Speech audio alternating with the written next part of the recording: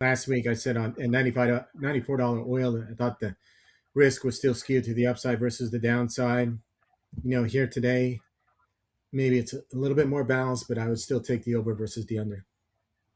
You stuck, and rightfully so, with some of the bigger names, and have had a great call on those, Bob. But are there, I was thinking of Venezuela, and who would want to go down there?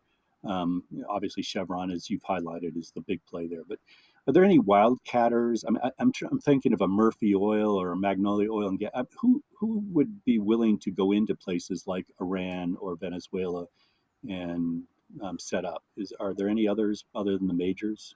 There are, but it's hard to pinpoint who those names are. And some of our private companies. I mean, Scott Sheffield's son was at the table at the meeting when um, Trump called everybody in and sort of scolded Exxon for um, Scott Scotch? Sheffield, who was the Okay.